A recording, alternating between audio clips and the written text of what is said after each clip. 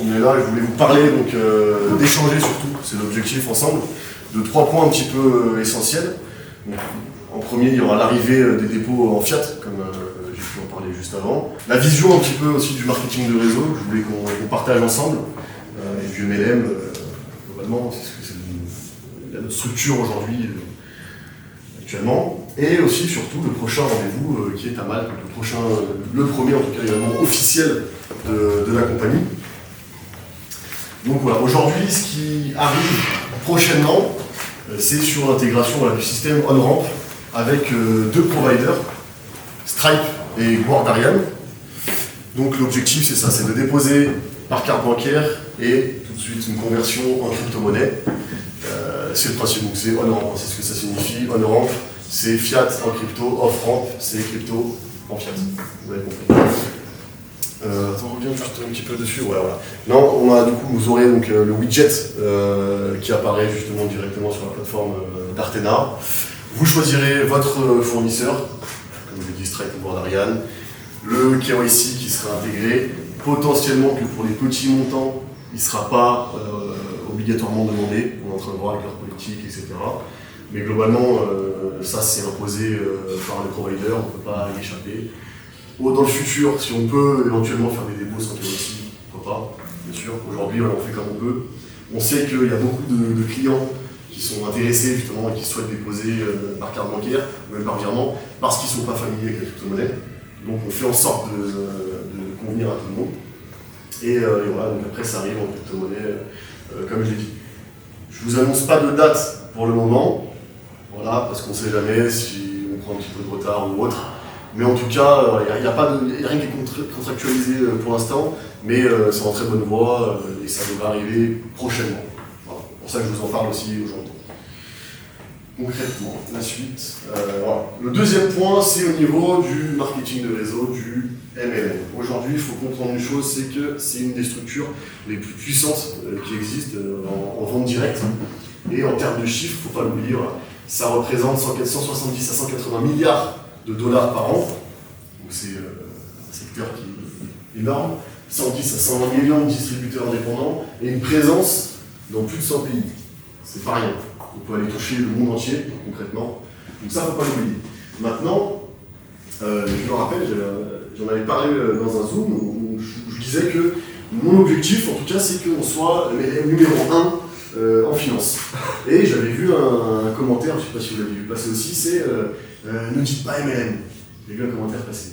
Moi, je voulais qu'on parle de ça, de démystifier un petit peu le mot MLM. Il n'y a rien de grave à faire du MLM, au contraire. Et les côtés négatifs, c'est justement les mauvais usages des acteurs qui ont contribué à salir un petit peu le marketing de réseau en règle générale. Et voilà, par un manque de transparence, à afficher des graphiques sortis de nulle part, on peut rien vérifier, rien auditer. Il y a aussi des rendements qui sont, on peut le dire, faramineux. Voilà. C'est ce que j'expliquais tout à l'heure. Quand une société vous dit que vous allez gagner 200% par an sans aucun risque, voilà, il faut prendre un petit peu de recul, c'est réaliste. Voilà. Et aussi, il y a certains avec des produits complètement inexistants, il n'y a rien derrière.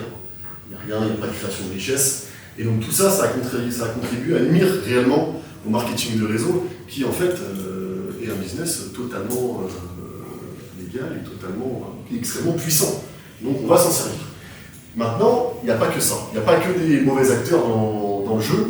Il y a aussi eu des entreprises, des sociétés très sérieuses et qui ont bâti voilà, des empires et qui font plusieurs milliards par an. Il faut aussi s'inspirer de ce genre de sociétés et qui sont pérennes aujourd'hui sur le secteur.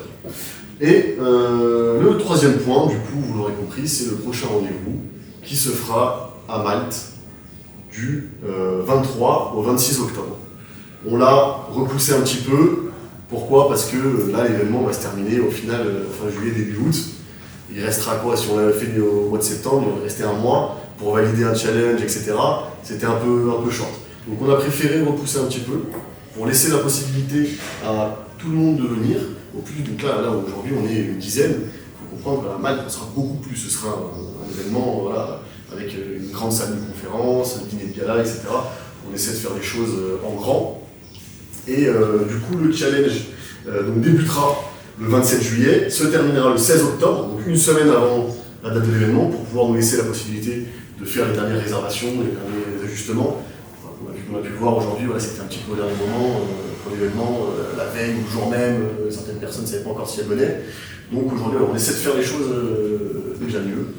Et donc, voilà les critères exactement de qualification.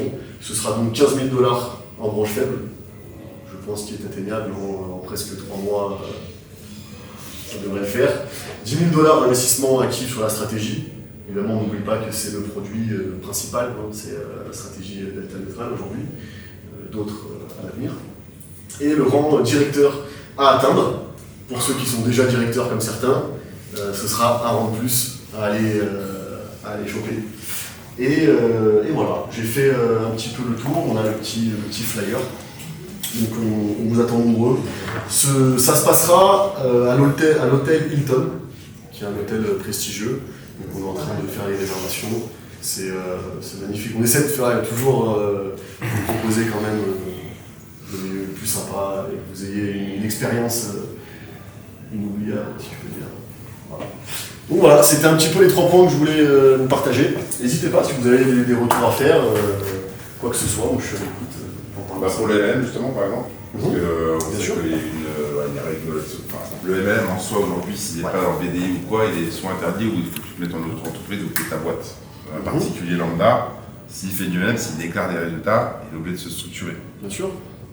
Est-ce qu'il y a des pistes de conseils ou est-ce que les gens vont se mettre en auto-entreprise ou est-ce que c'est... C'est une chose qu'on peut intégrer dans l'académie, justement, faire des accompagnements au niveau des structures, au niveau des montages financiers, au niveau et tout ça, pourquoi pas s'expatrier pour certains, c'est des choses complètement qui peuvent être mises en place à l'avenir et qui sont intéressantes. Pour les personnes qui travaillent en groupe aussi, pour potentiellement structurer de manière globale, bien sûr, ce qui ne peut pas forcément faire marcher tout seul. Tu peux faire une LLC à 3-4. Complètement, voilà. C'est Nouveau-Mexique. On est obligé d'avoir un rang en plus. Oui. Si tu es déjà directeur, il faut atteindre le rang. C'est plus dur d'avoir l'autre rang après. Tu vas le faire. C'est pour récompenser les meilleurs, et Lionel, j'ai aucun doute sur le fait qu'en 3 mois tu pourras atteindre le prochain rang. Donc voilà, c'est là. Un rang supplémentaire. C'est vrai, c'est chaud. Voilà, De 30 à 100 000, t'as 30 000. Et là, de 120 000 à 30 000. C'est déjà quoi? Si mon premier, il faut que tu me payes 100 000. C'est ça, c'est que tu as des gens sous toi qui ont un réseau, etc. Et ce sera exponentiel, c'est multiniveau, c'est l'avantage. Voilà, l'événement de Malte, ce sera donc un jour d'arrivée, un jour de départ, 2 jours pleins sur place, un jour de conférence, gala, etc. On pourra échanger, faire 2-3 discours, etc. Et puis un autre jour plus détente, une petite activité, on est en train de boire, un peu de catamaran, du courant, etc. Malte, j'ai fait le tour, hein, donc je devrais vous trouver quelque chose de sympa normalement. Après, ce sera au mois d'octobre, on ne sera pas en pleine saison. Bon, on verra ce qui sera disponible ou pas. L'objectif, ce sera de nous retrouver encore une fois, et puis voilà, toujours créer des liens, de faire des échanges, et de consolider l'entreprise tous ensemble. Voilà. J'en ai fini. Je vais laisser la parole du coup à Giovanni qui va lui présenter. Aujourd'hui, je vais vous parler un petit peu de régulation.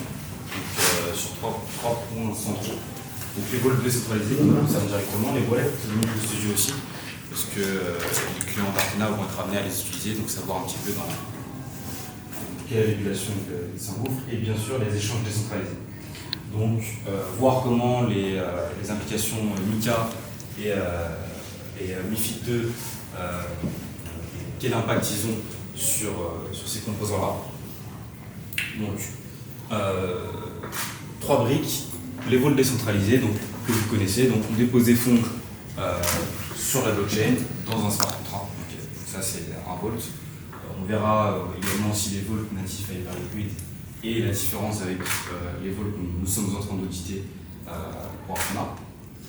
Les wallets non custodiaux, tout simplement MetaMask, Trust Wallet, tous les wallets dont la conservation des actifs dépend du compte d'utilisateur et pas de l'entreprise qui provide le service. Et enfin les plateformes d'échange décentralisées sur lesquelles actuellement on traite, Alors, aujourd'hui, on traite uniquement sur les plateformes d'échange décentralisées parce qu'on n'a pas encore mis en place la structure de fonds pour pouvoir aller faire deux stratégies sur les échanges centralisés, mais il faut savoir que dans le futur, bien entendu, le but, c'est pas uniquement de rester sur Hyperliquid ou sur 2-3 plateformes décentralisées, mais c'est juste d'élargir l'univers d'actifs et d'échanges au maximum en fonction des opportunités qu'il y a. Donc Mika, qui est rentré vraiment en vigueur de manière officielle début juillet, c'est très récent. C'était fait 2 ans auparavant, mais ils avaient laissé un petit peu de temps pour les entreprises pour se réguler. Il faut savoir pour la régulation, quand elle arrive, il n'y a pas forcément besoin, enfin c'est pas qu'il n'y a pas besoin, c'est que les régulateurs comprennent aussi que ça prend du temps de se réguler, ça demande de la paperasse, des fonds, et donc ils sont compréhensifs et ils laissent du temps pour aux acteurs pour se réguler. Okay. Et MiFID II, qu'est-ce que c'est? C'est tout simplement la directive sur les marchés d'instruments financiers. Ça se concentre sur les marchés dérivés. Marchés dérivés, je rappelle encore une fois, c'est les actifs sur lesquels nous on traite sur les bases liquides. Qu'est-ce que c'est la différence entre un marché dérivé et un marché au comptant, un marché spot? Un marché au comptant, vous détenez vraiment l'actif, j'achète du bitcoin mais dans mon wallet, il est à moi. Un marché dérivé, je m'expose au bitcoin via un contrat. Et donc en finance, on a fait ça des contrats dérivés tout simplement. Ça va permettre de prendre du levier, donc d'aller générer de la dette. Mais ce qu'il faut comprendre, c'est qu'un contrat dérivé sur le bitcoin, par exemple sur Hyperliquid ou sur Binance, c'est pas l'actif bitcoin, c'est vraiment un contrat. Okay, c'est un contrat futur. Binance vous dit que voilà, vous achetez une exposition sur le bitcoin. Le prix justement peut être différent du marché au comptant, donc du vrai bitcoin, d'où les spreads, l'arbitrage, etc. Mais par contre, vous ne détenez pas un actif. Okay. Voilà. Et juste pour Mika, excuse-moi. Donc là, aujourd'hui, Mika, c'est arrivé sur avec. Exactement. Et on va venir, c'est une très bonne question, parce que Mika, c'est uniquement sur les prestataires de services crypto. Nous ne sommes pas un, les wallets non plus, non custodiaux ne sont pas un. Et puis on va voir comment vraiment ça s'articule. Donc, avant de rentrer sur la régulation, on va faire un petit tour sur ce que c'est qu'un vault.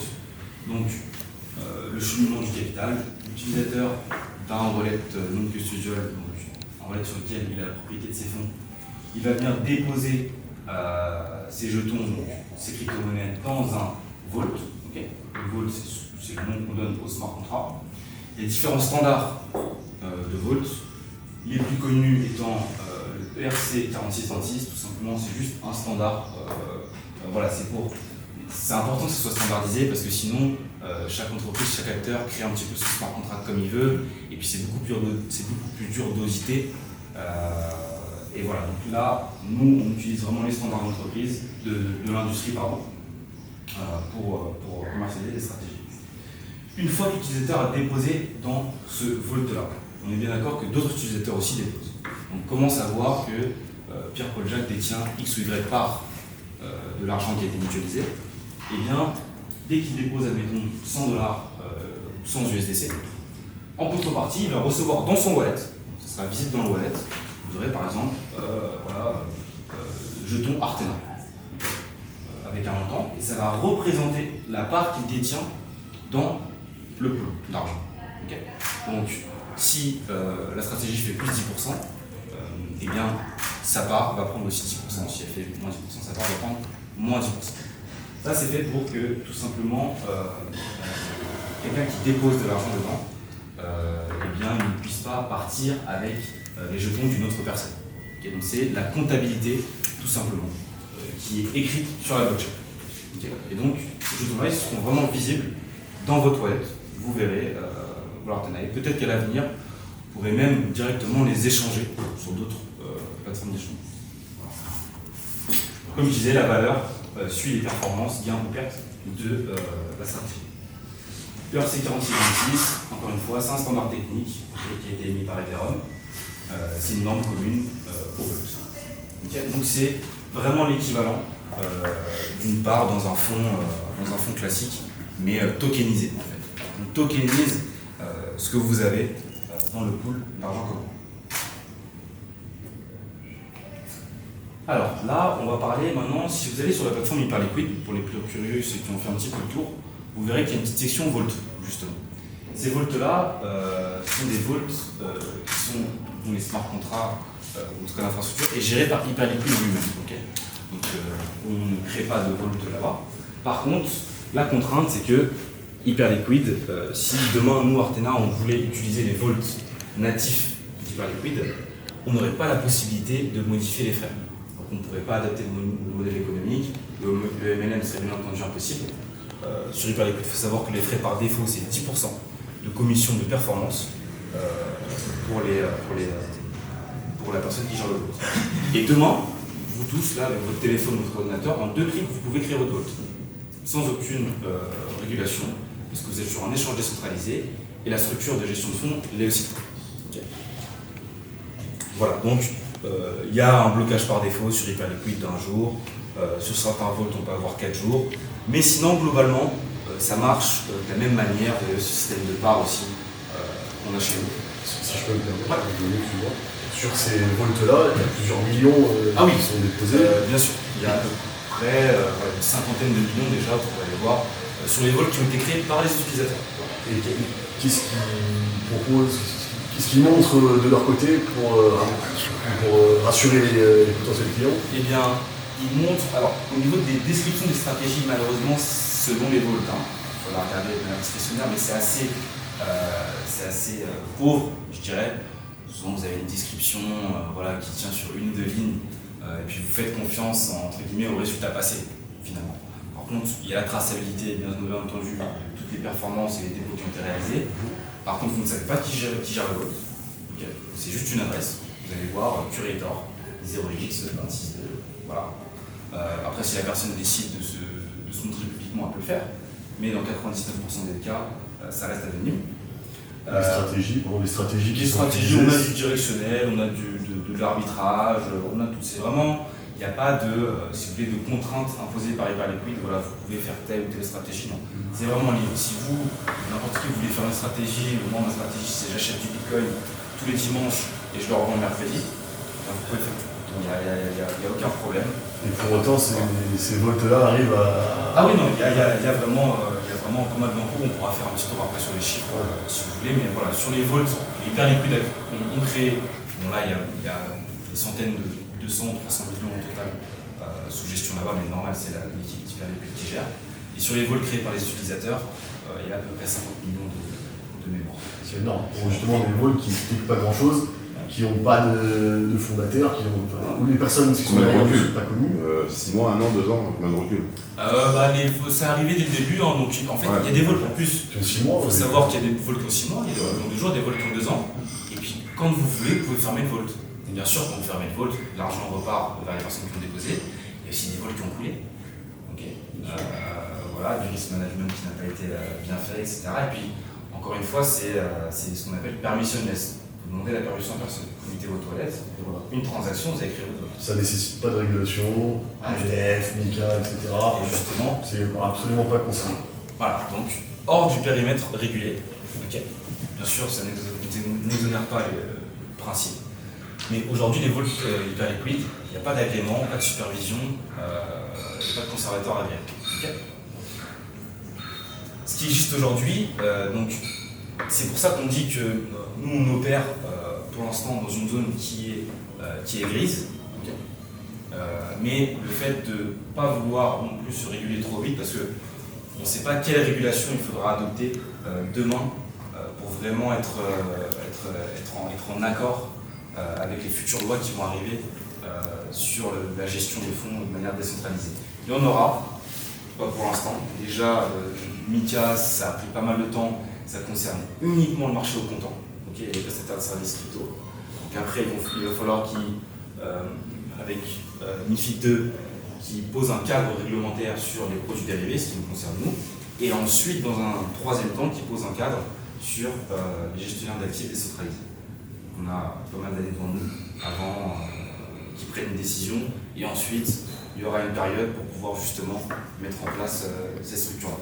On prendra de l'avance, je sais un petit peu où est-ce que ça va se diriger, bien entendu, mais voilà, c'est pour vous donner un petit contexte. Okay. La self-custody, donc, pour revenir sur les wallets, donc, la conservation régulée par MiCA, okay, vise la garde et le contrôle des actifs.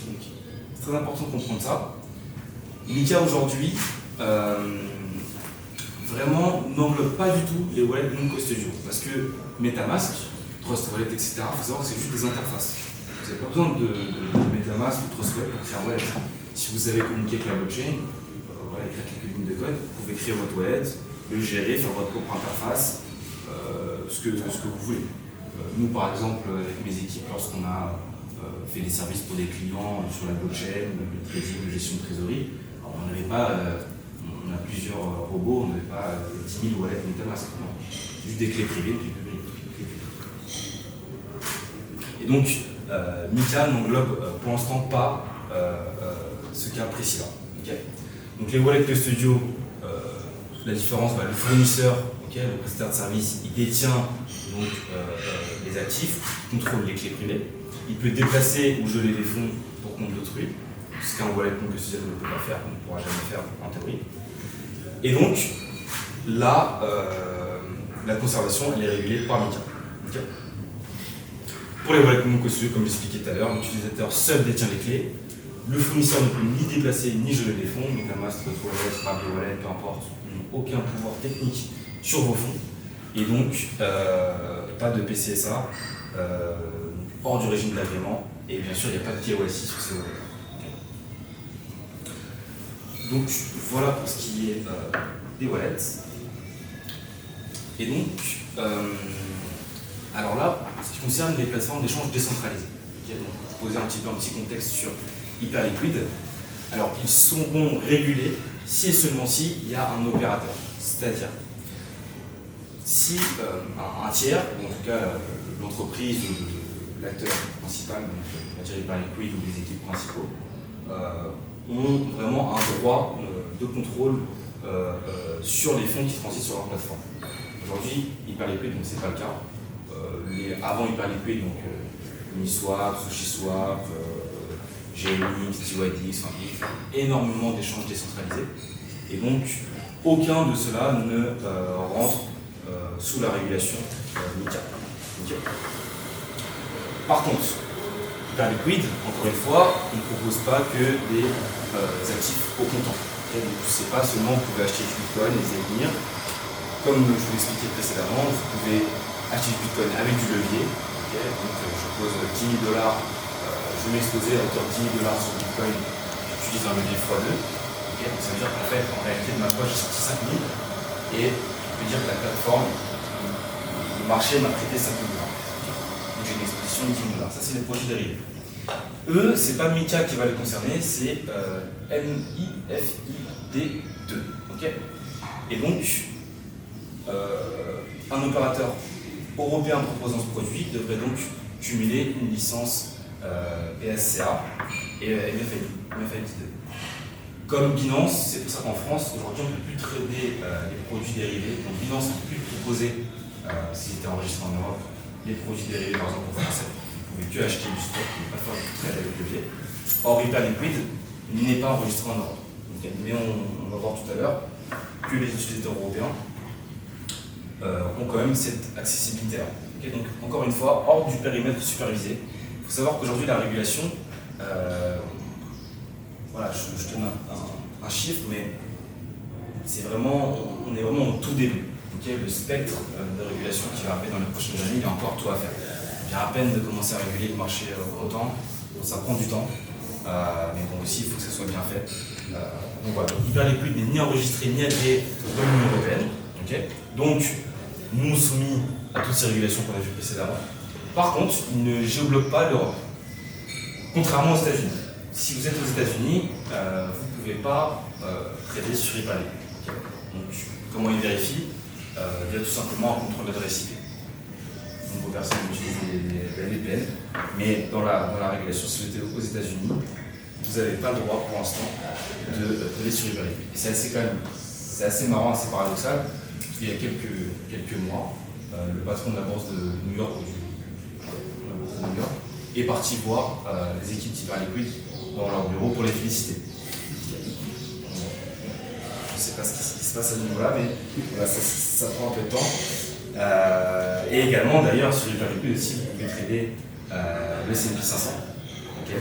Et il y a eu des communiqués officiels comme quoi, voilà, oui, ils ont bien tokenisé l'indice, c'est vraiment super, hyper liquide. Mais par contre, vous pouvez toujours pas trader aux États-Unis.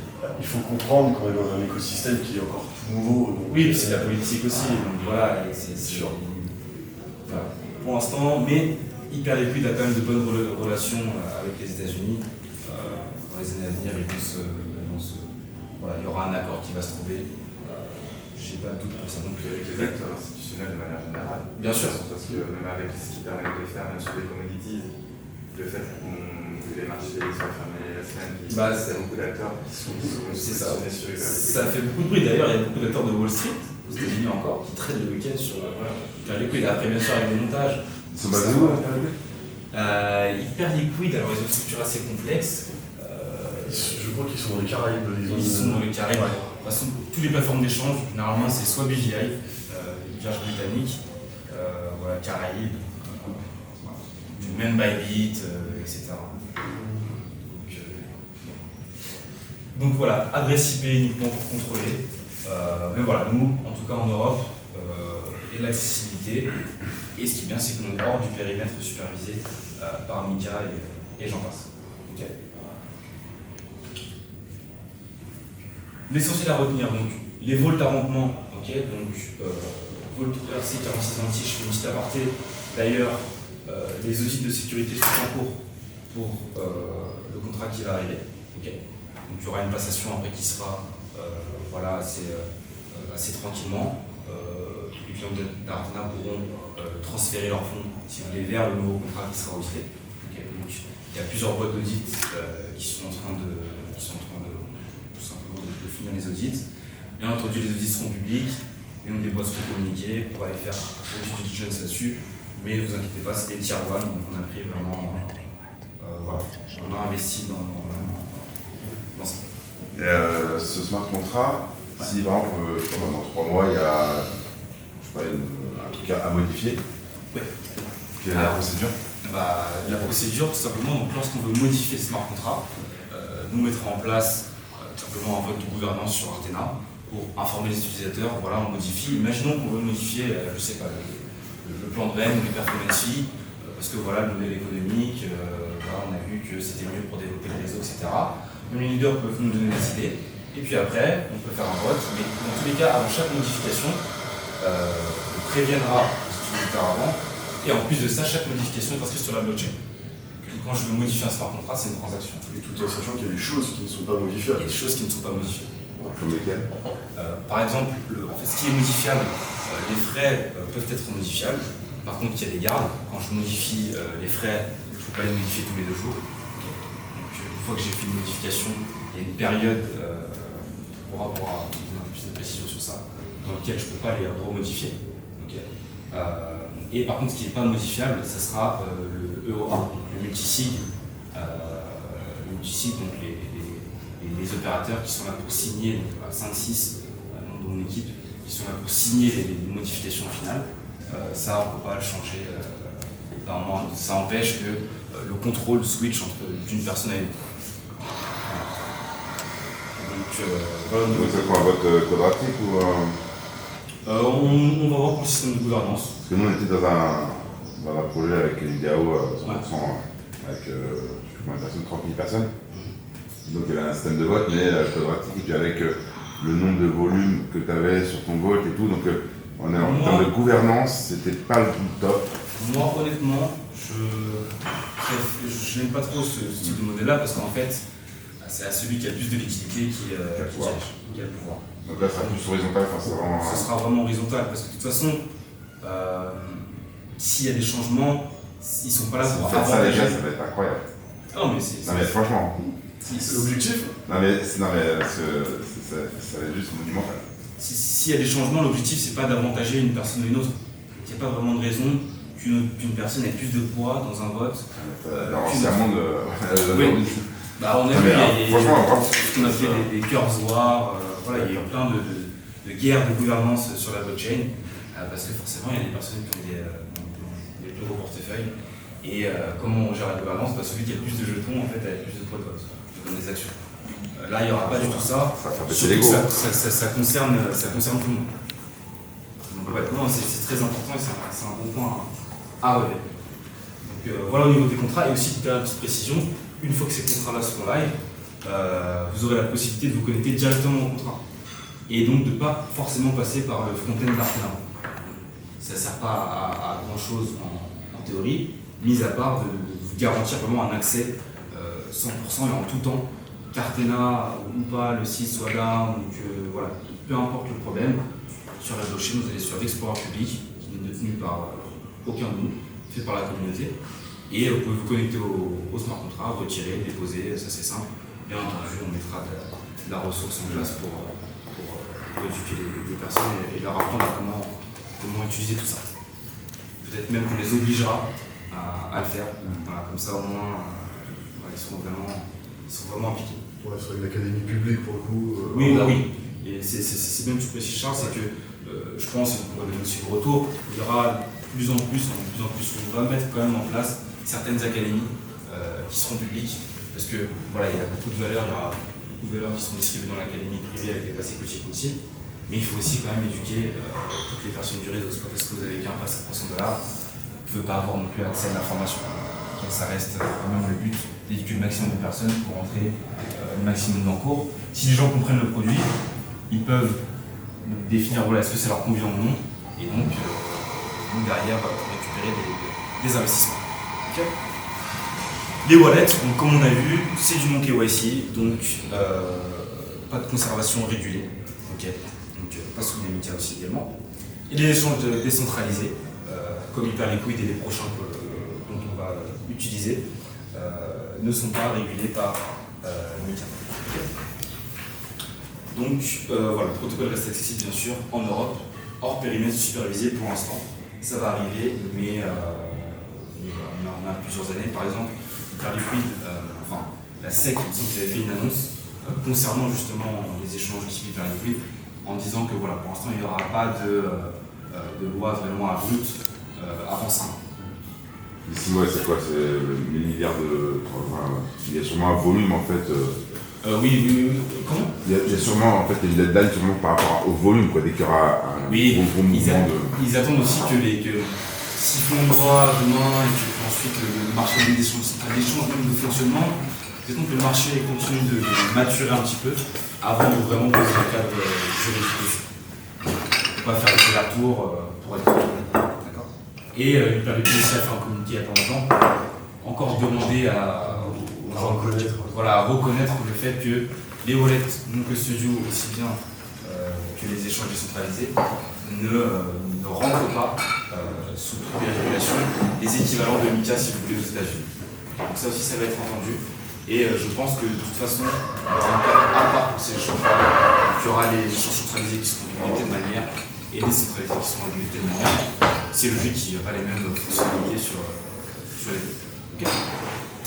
On voit que Hyperliquid pèse lourd aujourd'hui dans la balance quand on parle. L'échange décentralisé, c'est 70% du lot. De tous les échanges décentralisés. Donc, c'est transversal. Il n'y a pas longtemps d'ailleurs, on a un record de volume sur les actifs tokenisés. Donc, le S&P 500, le Gold, les actifs du monde réel qui sont tokenisés sur Hyperliquid et Treda. Il y a eu un record de volume, je pense que c'était il y a 2 semaines. Je ne sais plus combien de milliards m'intéresse. Donc, tous les jours ça grossit. 9%. Ouais, même d'ailleurs pendant aussi le début de la guerre en Iran. Donc il y a eu énormément de volatilité, si vous vous en souvenez, sur l'or et l'argent. Et il faut savoir qu'il me semble qu'il y a eu certaines journées où rien que sur Hyperliquid, sur StoneXYZ, on a eu à peu près 2 à 5% du volume de tout le marché sur le silver qui a été réalisé sur Hyperliquid. Et ça c'était à 3 mois. Donc ça va. Voilà, parce que la grosse différence, c'est que c'est des marchés ouverts 24-24, 7 jours sur 7. Contrairement à la trad, où voilà, typiquement à Paris, c'est 2h-18h, le week-end c'est fermé. Bien sûr, il y a des contrats qui sont tradables le week-end, etc. Si je ne dis pas de bêtises, il y a eu une demande justement du marché boursier pour qu'ils puissent donc le MOSI, il me semble, la Bourse de New York, a fait une demande pour pouvoir avoir des marchés comme il paraît liquides, ouvert 24 heures sur 24, 7 jours sur 7. Et la réponse, le régulateur va dire. donc ça c'est qui active la transition monétaire. De toute façon, tout ça, c'est des petits points pour activer la numérisation de toutes les actions. Exactement, la tokenisation. La tokenisation, c'est vraiment la valeur ajoutée de la blockchain aujourd'hui, c'est ça. C'est la tokenisation d'actifs.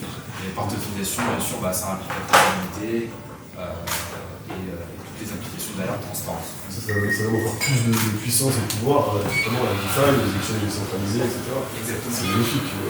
Ce marché crypto qui prend une place de plus en plus grosse. Et d'ailleurs, justement, Wall Street souhaite se diriger vers le marché crypto. Et non seulement BlackRock qui vont lancer leur propre ETF, etc. BlackRock ont leur stablecoin, BUP, qui en fait vous délivre un rendement. Si vous voulez vous déposer $1 chez BlackRock, ils vous donnent un stablecoin, vous l'utilisez, ce que vous voulez en crypto. Et derrière, ils vont acheter des bons du trésor américain et pour passer un petit peu le rendement. Il faut savoir que aussi, en termes de croissance, parmi les plus gros acheteurs de dette américaine aujourd'hui, c'est les entreprises de stablecoin. Circle et Tether, leur modèle économique, c'est quoi? Ils récupèrent $1 chez vous, ils le placent, ils achètent des bons de trésor américains à 4-5%, bon, à l'interne, peu importe, et ils vous repassent rien, et après vous faites votre vie sur la blockchain. Mais ils achètent et ils se font.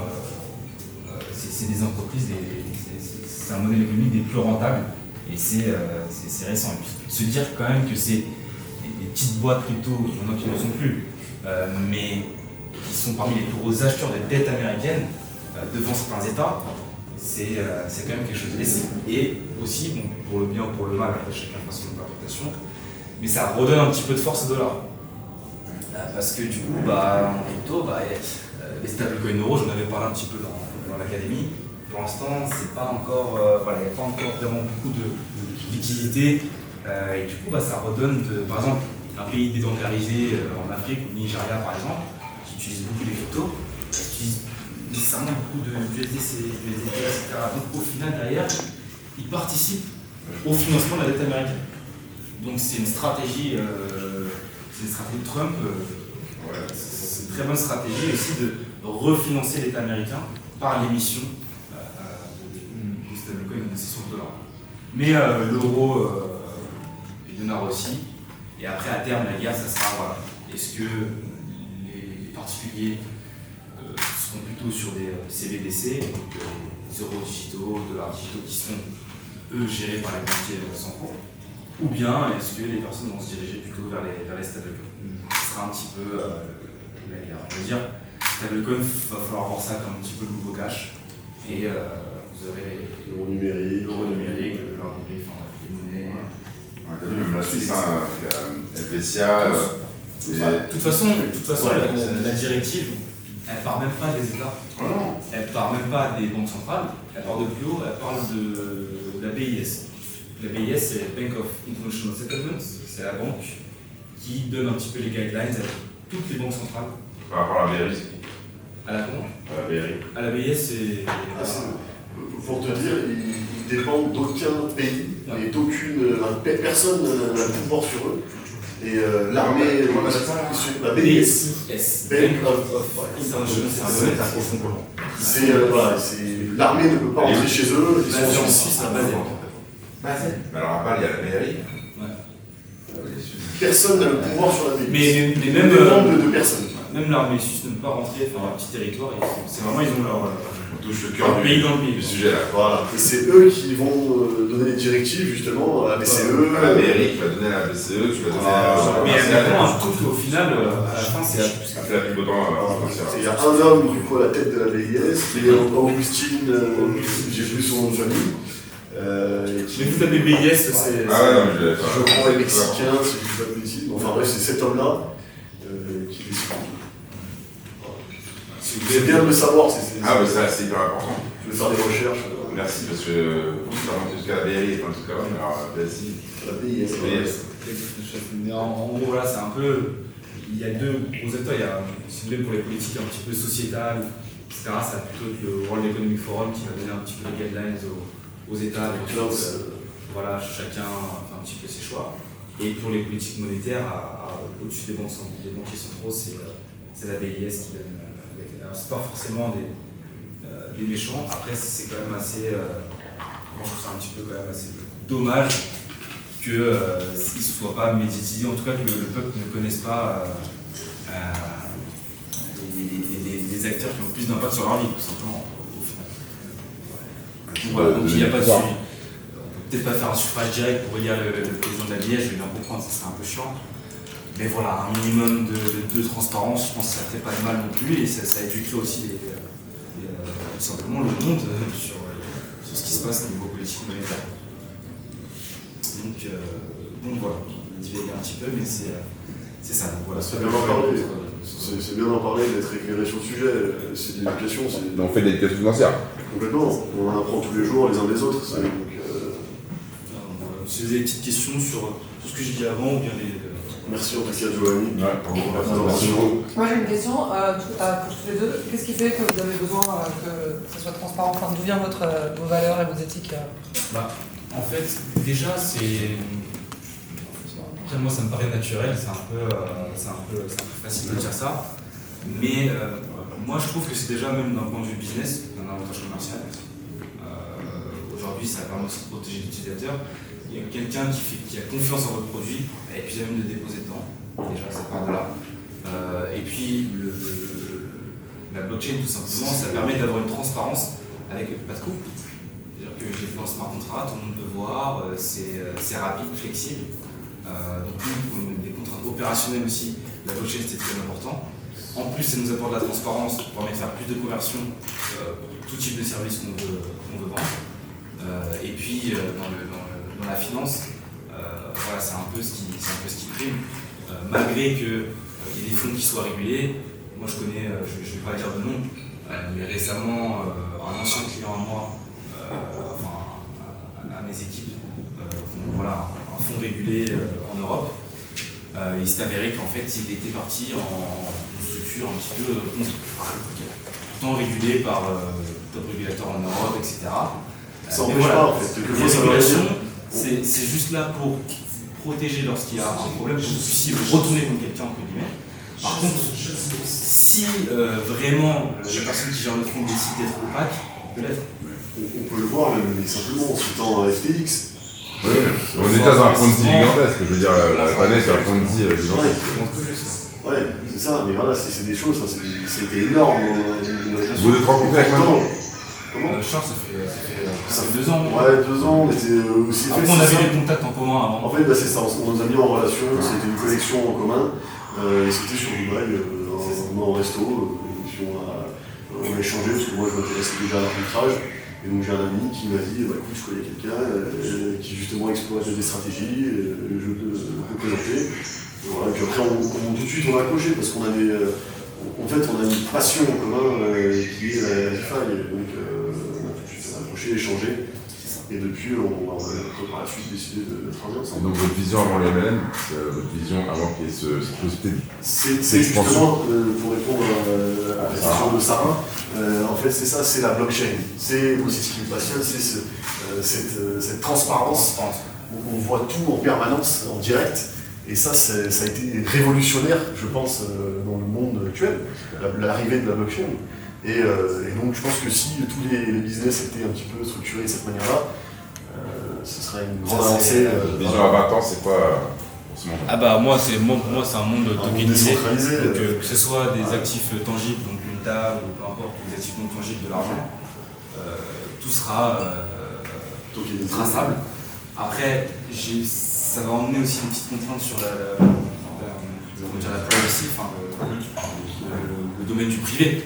Parce que si tout est tokenisé, comme par exemple les CBDC, et que tout est nominatif, le moindre euro que vous dépensez, si ça retombe, voilà, on sait ce que vous faites, etc.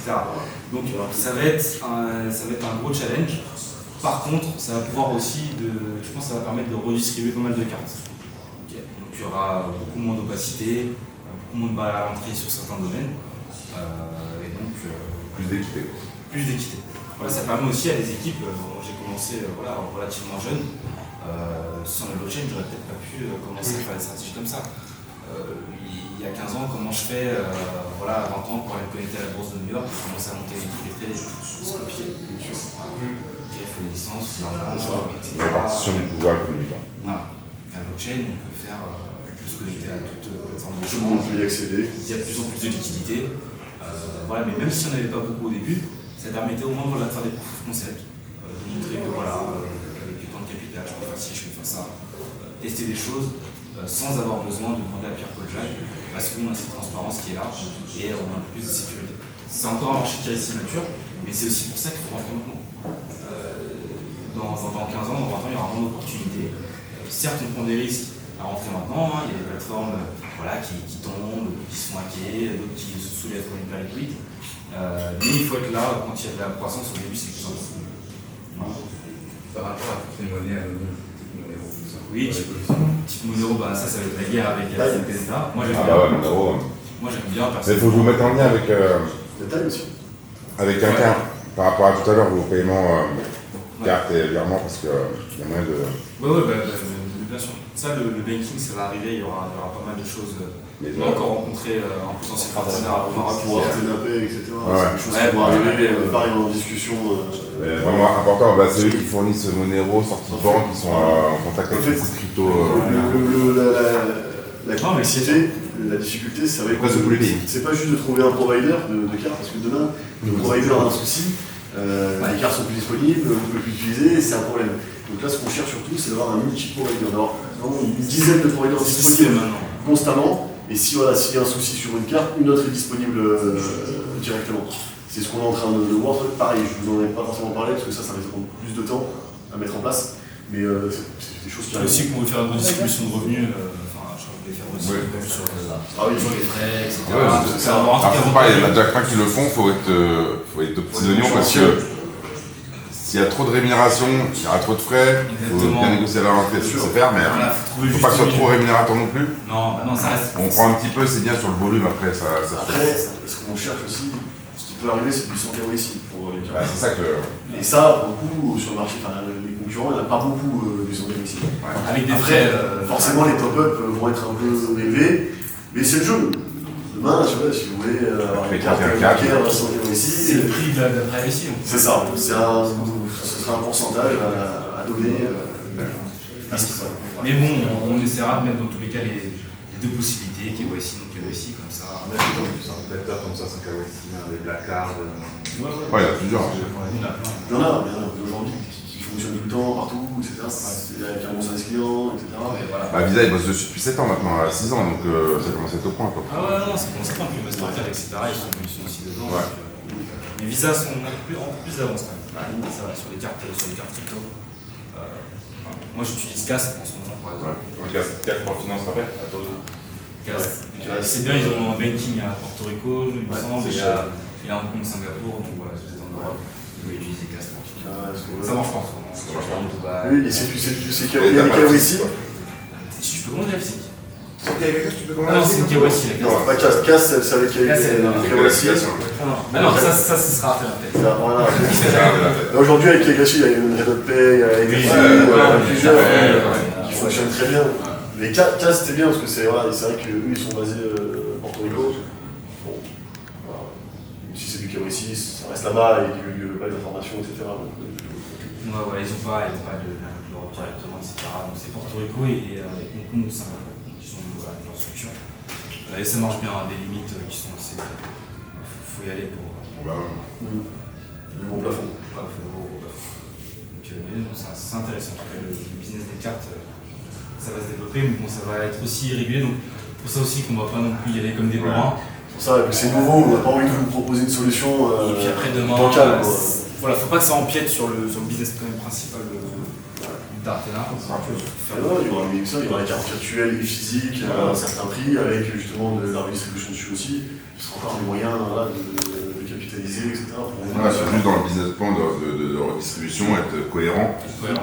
Oui, pour pas être non plus trop élevé. Donc, tu vas avoir qu'un petit pool de clients qui veulent apprendre parce qu'ils font beaucoup de crypto. En fait, tous les autres on va les venir attirer justement des gens qui ne sont même pas sur Artena, qui veulent juste une carte. Bien sûr. Il y aura pas les gens besoin du coup de- découvriront Artela par la suite. C'est aussi ça l'objectif. Des petits appels. Mais comme vous avez dit auparavant, on prend le temps, on fait les choses correctement. Ça Voilà. rassure. Donc voilà, s'il y a d'autres questions. On parlait du contrat, et le lien avec le 70-40. En fait, il y a deux standards. Donc il y a le 75, 46-26 et 75-40. En pratique, 75-40, à chaque fois qu'il y a un dépôt, qu'il y a un retrait, il y a besoin que le multisig valide ce dépôt, ce retrait.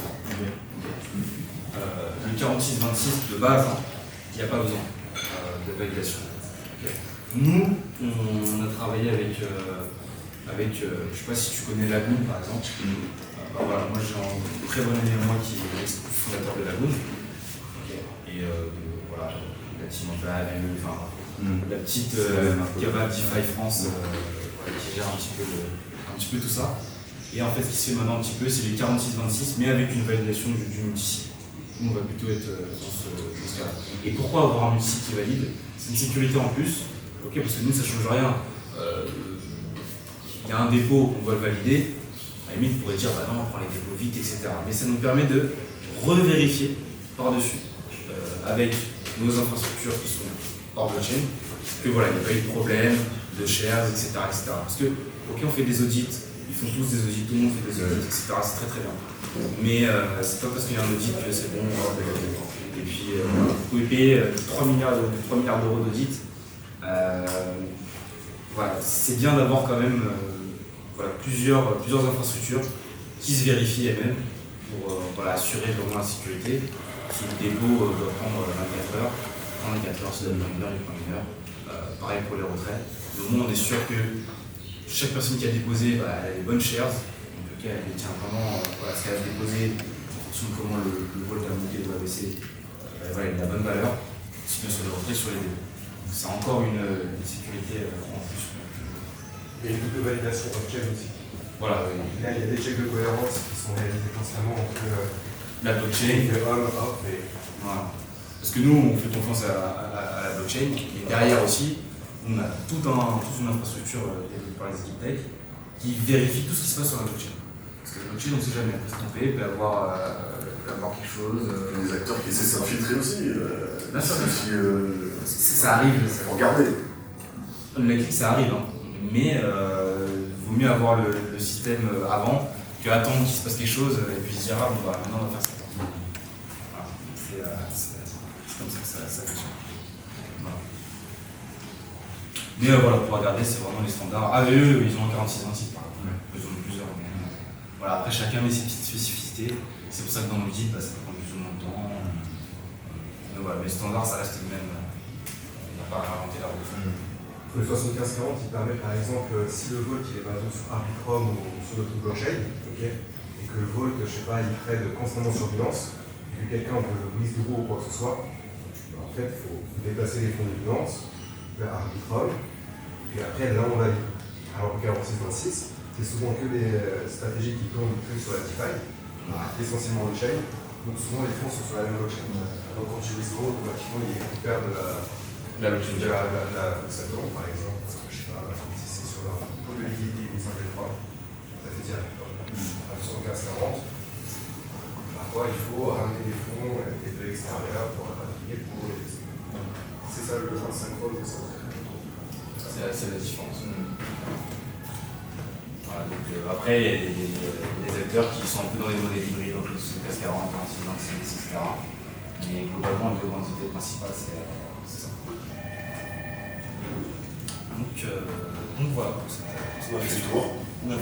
Merci en tout cas pour le cours. Merci. Ça vous a un peu plus ouvert là-dessus. Et puis de toute façon, on aura l'occasion de rediscuter de ça. On est dimanche, on est hebdomadaire, on est sur Académie. Quand il y aura les audits, on refera une présentation totale du contrat, fonction par fonction, tout sera expliqué.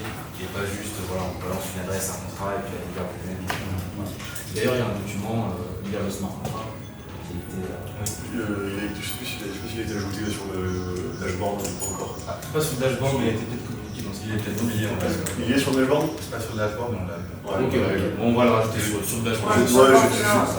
Je vais demander de le rajouter, mais je sais pas si. De toute façon, là, moi je l'ai sur moi, je crois que vous l'envoyez déjà. Ouais. Donc vraiment, c'est un tuto step by step. Comment lire le contrat actuel? On a mis des Il y a documents. un contrat intermédiaire, voilà, avec beaucoup moins de vecteurs de risque, c'est pour ça qu'on l'a fait comme ça aussi. Et donc, voilà. Mais on aura le même document pour le 46-26, pour tous les autres contrats qu'on sortira pour les prochaines stratégies. Pour l'événement de Malte, c'est une exclue là, que je vous ai partagée. J'en parlerai officiellement dimanche prochain à tout le monde, puisqu'on lance, quoi qu'il arrive, le lundi 27, on lancera le début du challenge. Voilà, vous avez un petit peu avant tout le monde, vu que vous êtes sur place. Trop bien, vous avez quelque chose. Mais voilà, je le dirai officiellement dimanche prochain. Et il y aura aussi une petite exclue, la stratégie directionnelle devra arriver la semaine prochaine, on commence à faire ça. Et ensuite on voit quand est-ce qu'on fait. Le contrat sera déployé aussi. Voilà. Et le but, voilà, maintenant vous pourrez aussi, pareil pour vous, quand vous allez vendre le produit, ça sera mieux. Parce que de toute façon, dans les fonds, ça n'existe pas un fonds avec une stratégie. On ne tiendra pas. Ce qui marche, c'est une multi-stratégie. Pourquoi? Parce qu'il faut diversifier le risque. Des stratégies extrêmement risquées, un peu plus risquées, différentes approches de risque, différents exchanges, etc. Et à terme, c'est pas d'avoir 34 stratégies, mais c'est de sélectionner les meilleures stratégies dans chaque secteur, entre guillemets, et de proposer un pool de 4-5 stratégies à l'investisseur.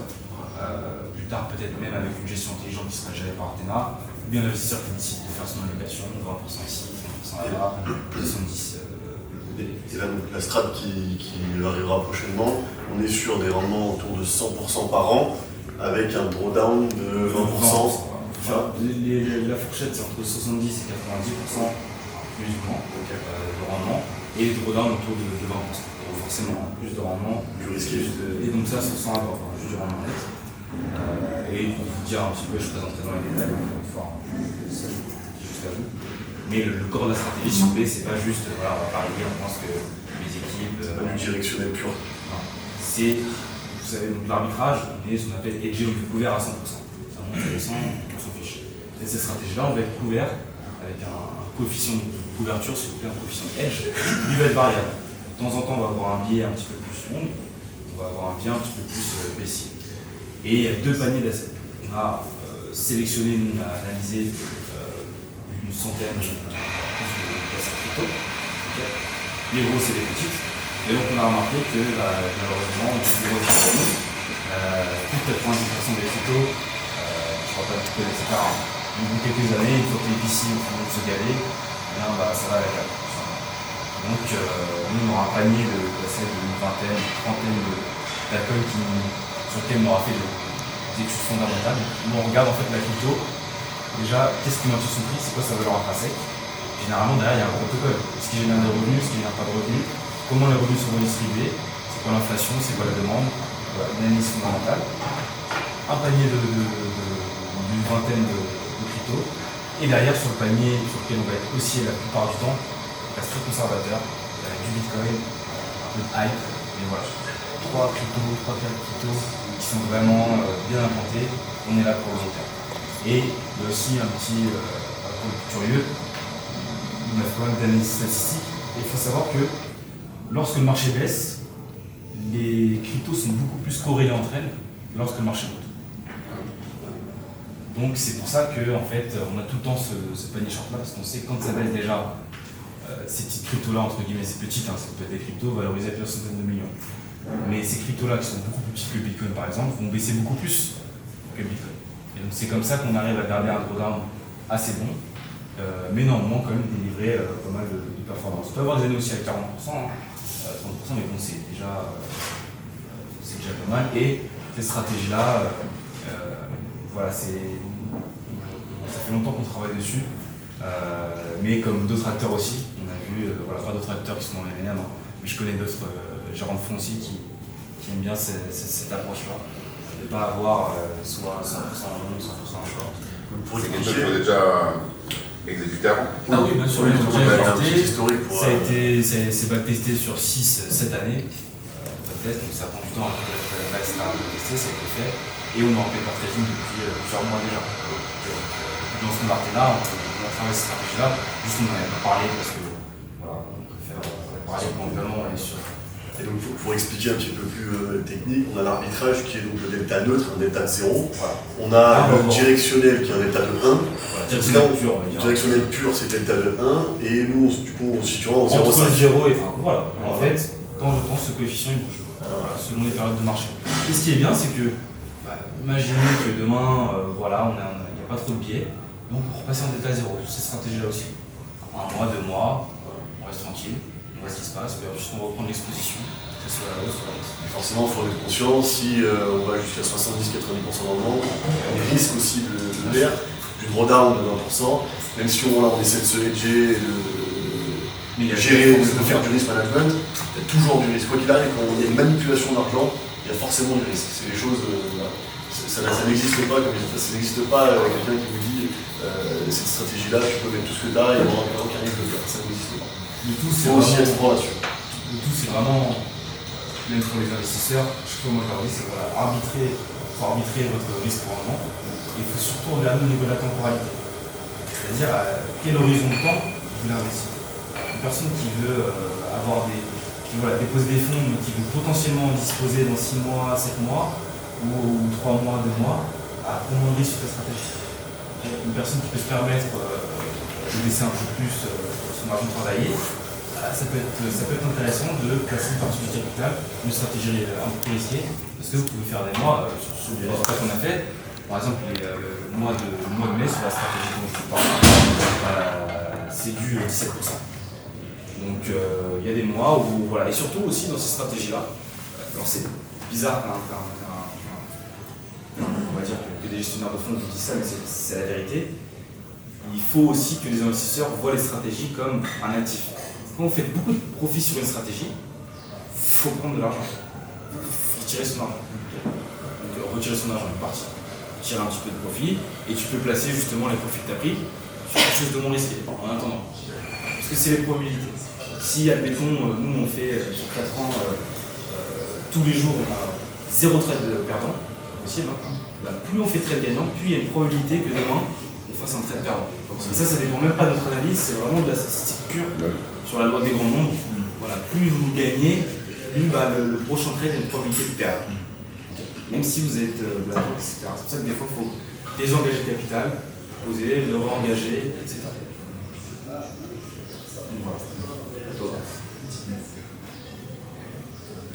Vous avez des questions, d'autres questions sur ce sujet?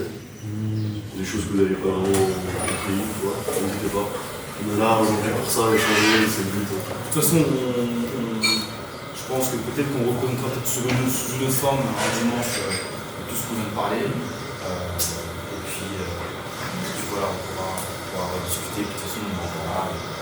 Si j'avais une dernière question par rapport au support Arcana, c'est focus là-dessus. Donc voilà, on gère avec l'humain un petit peu. C'est pour ça qu'il peut y avoir un cas à 48 heures des fois avec une réponse. Mais toutes les demandes sont. Mais on traite tout, quoi qu'il arrive. Et puis oui, il y aura aussi il y a le Circle qui va être mis en place. Ouais. Donc maintenant, vous savez, les Zoom Academy, c'est passé sur Zoom, c'était un peu dur de contrôler, les equity, etc. Là, on utilise un service Circle. C'est vraiment, si vous voulez, c'est un Discord mais professionnel. Voilà. Donc il y aura les contenus là-bas. Il y aura aussi on va mettre en place aussi un newsfeed sur la finance, sur la crypto, etc. Donc il y aura de la valeur autre aussi que l'académie qui sera distribuée ici. Et ça fera quand même un petit espace commun qui est plus sympa qu'un Telegram, qu'un Discord, etc. Pour échanger, même hors académie. Moi je serai là-bas assez souvent. D'accord. Voilà. Merci à tous. J'ai juste 3 questions. Remarque. Par rapport à. Parce qu'on en parlait, on est sur un autre projet, enfin on a découvert un autre projet, mais qui n'est pas sur Hyperliquid et qui ne fait pas de l'arbitrage.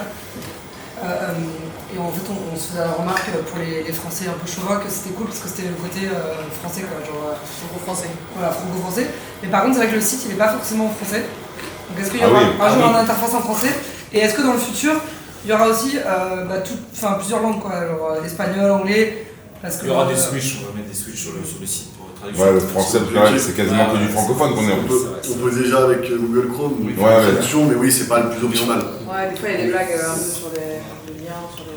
Ah ouais, non, Ouais, on va- même des termes anglais qui sont traduits, oui, bien sûr, on travaille dessus aussi. Et après, vous aviez parlé d'une licence, de nouvelle licence, vous en parlez pas vraiment Pas pour l'instant. Pas pour l'instant, puisqu'il y a plusieurs structures de fonds, soit c'est du IFM, etc. Lorsqu'on devra expandre l'univers de trading sur des échanges centralisés, ou même plus tard aussi on a des... Ouais, non, mais le pass. Ah, pour les passes, pardon. Ah, Ouais, mais nous, on préfère le mot licence. ouais. Même dans le même, ça passe alors. mieux que. Ça passe pas. Ça passe pas. Ça passe pas. Potentiellement, Et le stacking aussi, Ouais. stacking, c'est encore écrit stacking, franchement. faudrait changer, ça fait Ouais, trop ouais. crypto natif. Mais en fait, dès Les que. gens sont frileux maintenant. Le problème, c'est qu'on sait que le stacking, ça fonctionne, qu'on connaît, mais il y a tellement eu d'arnaques. Vault, coffre-fort, NFT, stacking, tout ça, les gens, ils ont été, pendant 5 ans, ils ont été mis dans des. Ils ont besoin de l'argent, donc forcément, ils voient ça ailleurs, ils sont là. Bah, on pourra vous faire des propositions, je pense, sur les nouveaux noms de passes, plus on a discuté, Oui. les passes écoutiques, etc. Et que vous donnez des retours Ouais. au plus vite, même si vous avez des propositions, on peut mettre ça en place, on peut mettre un vote. Ça, c'est de la communication. Oui, c'est de la com, Moi, ouais. je suis pas. Enfin, moi, je suis. Mitigé. Pourquoi mitigé par rapport à ça? Parce que c'est comme le terme MLM, en fait. Enfin, en fait, les gens qui ont la vision et qui savent qu'en fait, ils vont chercher. Ils vont chercher Et tous les aussi, autres, ouais. c'est l'exclusif. Pour moi, c'est. Oui, non, mais. Moi, Ouais, Volt, c'est- je après, bon, pense que c'est- Volt, c'est amélioré, mais- après peut-être, Ouais. voilà, j'ai pas du Volt, je pense qu'on pourrait le laisser parce qu'en fait, Oui. voilà, c'est vraiment quand même les standards. Ouais. Après, c'est vrai qu'on peut jouer les passes écoutiques. C'est de la com, Voilà, c'est de la com, il n'y a pas de Ouais, souci. licence adhérent, licence adhérent pro, licence adhérent. Les gens se plaignent, mais c'est notre objectif, ça va prendre du temps, mais c'est ce que je disais, donc on va essayer de démystifier tout ça. Oh, c'est pas le nom en fait, c'est pas le recrédibiliser les MLM et qu'il n'y ait plus de peur à dire. c'est pas le nom des passes, c'est pas le nom des passes, C'est c'est le mot passe. c'est Passe- stratégique. je sais. Ça existe Licence. depuis des années et des années. Licence, Et c'est pas adhérence, forcément adhérent. négatif. On peut- Oui, certains ont peur. Le renommer, Mais- le revaloriser, enfin. Voilà, c'est ça, mais pas forcément le renommer. Regardez, c'est le MLM, c'est du MLM. Mais Faut on pas va avoir sur- peur de le dire. En fait, moi, tu Ah ouais, vois, mais non, pas avoir peur de le dire. quand Faut tu changer dis la marketing mentalité. relationnel, en fait, tout de suite, tu vois, moi, je pense au relationnel, donc pour moi, c'est le même terme. En fait. Oui, marketing de réseau, marketing relationnel, c'est des termes. Et pour moi, faut changer les mentalités, donc ça va prendre du temps. Mais si on est 200 000 dans Artena et qu'il y en a 150 000 qui sont en mode pas d'auto-entreprise, pas de structuration, pas de machin, je sais pas ce que ça peut. Ah, bah, après, oui. Après chacun. Bon, Chacun reste que. oui, parce qu'au final, on ne pourra pas être responsable de leur structure. Non, bien sûr, non, forcément. mais c'est pas ça que je dis. Mais on va essayer, oui, évidemment, de. Et c'est parce que les gens ils le disent, c'est le MLM c'est illégal si t'es pas en VDI quoi. Ils le savent quoi, les gens le savent quoi. Ouais, les gens, après, ils respectent pas. Sur les 20 000 personnes que j'ai vues en 2 ans là, il y en a. Je sais pas combien qu'ils le disent quoi.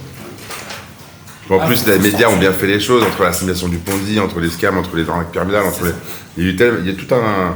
Même dans les universités. C'est enfin, de je veux dire. l'éducation à avoir. C'est ça, Les gens mélangent un peu tout aujourd'hui. C'est pas Bien sûr. enseigné, en France, c'est pas enseigné, c'est même contre-indiqué. Ouais. On avait une amie qui disait sa fille, tu parles de marketing relationnel, Oui, ils ont peur. D'ailleurs, En école de commerce, Mais c'est pour ça qu'aujourd'hui, nous, j'ai envie de dire, il faut changer tout ça. Ah, ben, on va changer Faut pas ça, avoir ouais. peur. Et au contraire, si on a. Et vive. Non mais, vive Artena, non mais si on utilise, justement, si on a peur et qu'on ne veut pas utiliser ces mots, alors on joue le jeu, on fait partie. Exactement. continue On ça, se et cache c'est pas un bon. peu comme si C'est on pour ça Ah, que se j'étais un peu rapprochait. mitigé et que je pensais que c'était plutôt intéressant d'utiliser les termes tout en faisant de la Faut vraie pas en éducation. avoir peur, faut pas en avoir peur, faut au contraire les utiliser et être fier et changer Et les mentalités, en même si France- ça prendra du temps. En On France, veut redorer, excusez-moi, on veut Voilà. redorer vraiment l'image du marketing de réseau et que les gens puissent en parler naturellement. La révolution Tupperware quoi.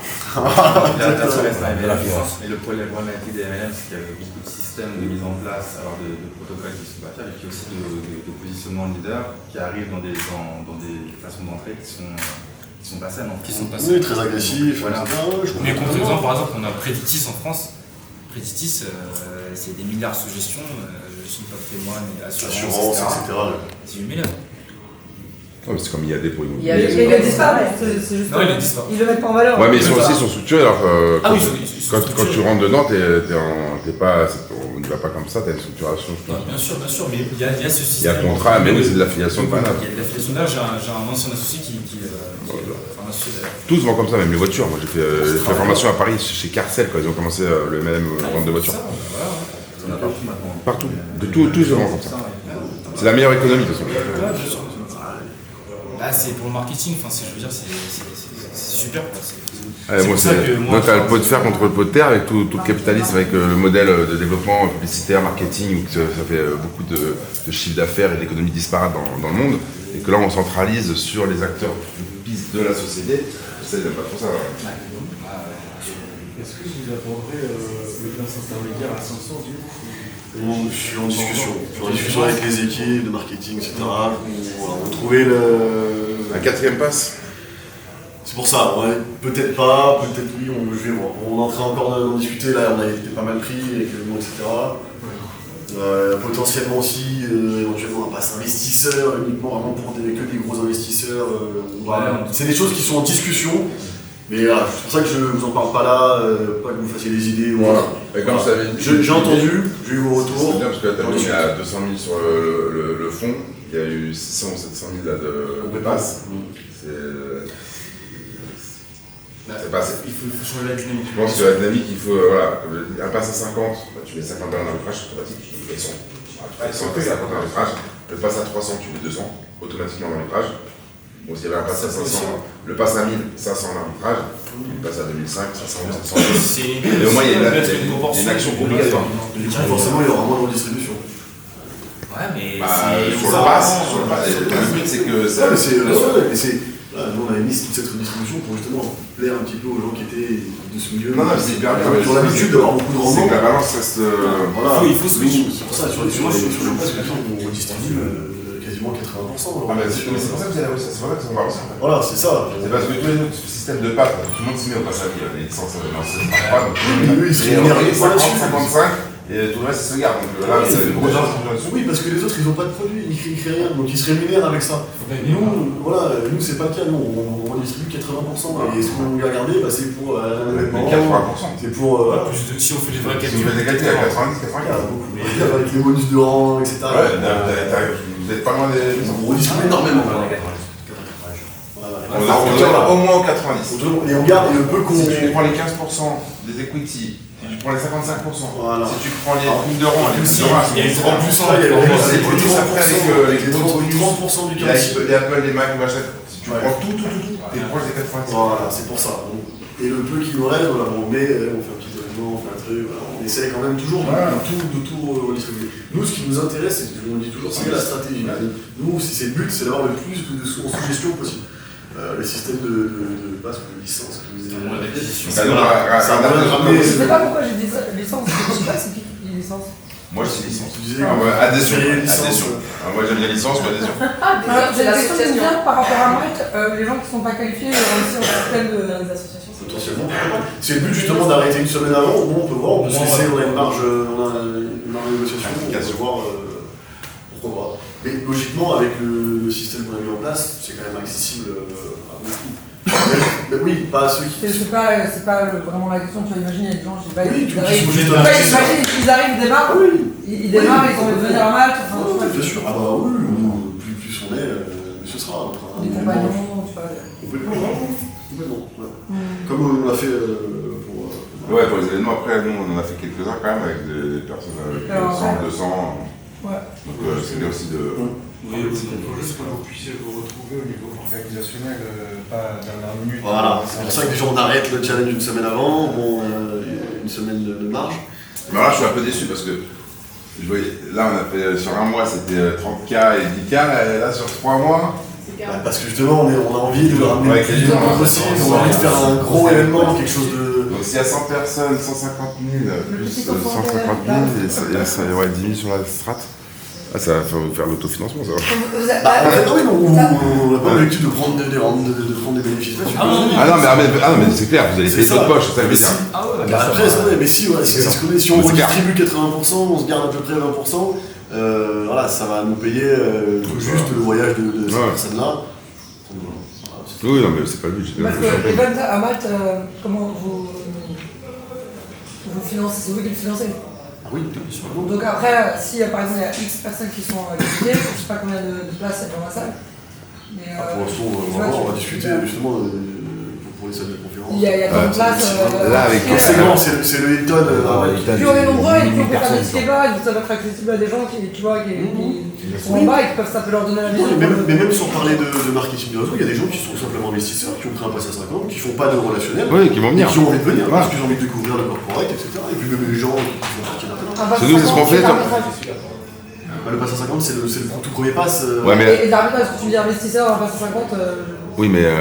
Oui, c'est le principe. En fait, c'est quelqu'un qui prend juste un pass à 50, c'est qu'il a juste envie d'être investisseur sur la stratégie. Non, mais ça, déjà, ça dépend de l'investisseur. Quelqu'un qui avait 10 000 va pas prendre un pass à 50. Oui, généralement, les gens travaillent. Généralement, mais. Oui, Bah non, c'est rien. Oui. T'as 50% de frais de perte. Il va diriger vers Au moins le 1000, quoi. C'est pour ça, mais c'est pour ça qu'on réfléchit justement à faire un pass investisseur, quelqu'un qui veut poser beaucoup d'argent, mais qui veut pas faire de marketing relationnel, qui est libre. Le pass investisseur, c'est un lancement intéressant. À 500, il met 7000, comme ça, il reste pas, il a 15 ou 25. Pour un minimum d'investir sur la stratégie, et du coup, il aura accès aux meilleurs frais de performance. On va voir ça, c'est pareil, c'est juste, on a survolé, il n'y a rien de fait. Après Lionel, il va devoir faire tout son cycle, donc c'est Voilà, on est parti. C'est important, mais. Merci en tout cas. Ouais, c'est bien qu'il y ait du monde qui vienne avec un achat, parce que Matt, c'est combien de vols de Paris? De Paris, à peu près. Et l'idée, c'est quoi à peu près aller-retour Lyon? En saison, le retour, on va à 200 €. Ah ouais. Donc ouais, s'il y a un événement sur 3 jours, donc 2 jours plein. C'est les vacances scolaires. C'est les vacances scolaires, on a fait exprès justement. Là-bas, c'est le milieu des vacances scolaires. Un hôtel, ça se combien? Enfin, standard, moi je vais tout seul là à Malte aujourd'hui. Un hôtel, c'est quoi la nuit? Pour l'hôtel que je choisis. Oui, pour Non, je prends des hôtels pour à 50 € la nuit. Ah ouais? Oui, et puis l'hôtel Hilton qui est un peu plus luxueux, qui est à 200, 350, 300 € la nuit. Non, Malte, c'est pas extrêmement cher. Ouais, ça peut être bien avec un ticket à 100 balles là. À 100 balles, si on a 100 qui viennent, ça finance une partie de l'emprunt. Est-ce que vous êtes satisfait?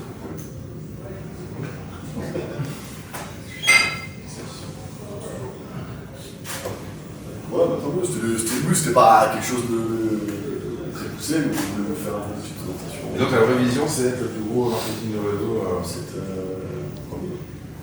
tout ce qu'on fait. Dans tout ce qu'on fait. Mais il n'y a pas de concurrent. Il y en aura, mais. On est en finance aujourd'hui. Mais Les finance, finances, c'est blockchain. finance arbitrage, c'est. Après, c'est de l'arbitrage, je crois, c'est pas vraiment ça, parce que comme on a dit, il y a plusieurs stratégies. Donc en fait, c'est un MLM avec des stratégies qui sont sur les marchés de blockchain. L'idée, c'est pas que ça, c'est conciergerie, voiture, enfin. C'est un vrai club. Ça peut être du immobilier, ça peut être. Et puis même des montages de société. Des montages de société, ça peut faire plein de choses en fait. Mais juste qu'on recrée l'économie en marketing de réseau, parce que ça se redistribue et que c'est plus équitable et tout le monde a les compétences. Et derrière, la vision, elle est limitée. Ouais, il faut tout faire. On va racheter les billes, on va racheter la lettre. Non mais c'est vrai, demain si on a envie de faire des projets immobiliers, demain si on veut faire des projets immobiliers, c'est des choses qui se possible. Non mais complètement, c'est ça. On va faire du crowdfunding à la, je sais pas quoi là, on fait un... Ah ouais? Puis tu connais Charles de si connais. Oui, j'ai fait un petit peu d'immobilier, mais voilà. Bah j'étais en Turquie là avec mon oncle et ça. Ouais, c'est ce que tu me disais, c'est ce qui se passe. Bien sûr. Bien sûr. On fait fois des nuits à 2 ans. Donc il y a des trucs de fou. Géorgie, il y a des opportunités incroyables. Et il y a plein de pays comme ça, en Asie, aussi. Enfin, faut étudier, faut. Tu prends quelqu'un là, tu montes à LDC, tu donnes 10 balles, tu montes à LDC, tu as ta première année qui te veut faire, tu payes 400 balles par mois pour la gestion, et ça te donne des crédits au crédit. Il y a des possibilités immenses, c'est infini, donc on va toutes les exploiter le mieux possible. Maintenant, il est encore en base, on consolide. Et puis, quand demain on aura 100 000 membres, là on aura une vision, une force de possibilité, une force de frappe, une force de négociation, surtout. Avec la petite usine pour les fringues. Et puis des petits polos, des t-shirts. Et puis des shorts de bain. Et puis des maillots de bain. Et unis, sans rayures, pour Sarah, vous gériez le merch. Si tu l'aimes bien ça. Voilà, on trouve un poste pour tout le monde. Non, mais il y a vraiment beaucoup de choses à faire. C'est ouvert à tout. Enfin, tout est facile aussi. Tout est facile. Avant, c'était compliqué. Tout est facile. Un service public, tu trouves. Pas exactement.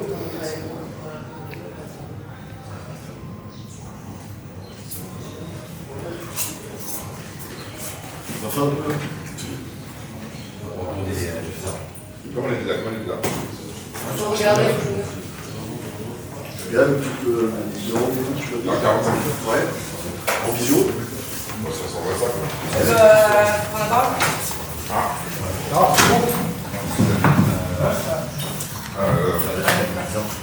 Il y a un espace là.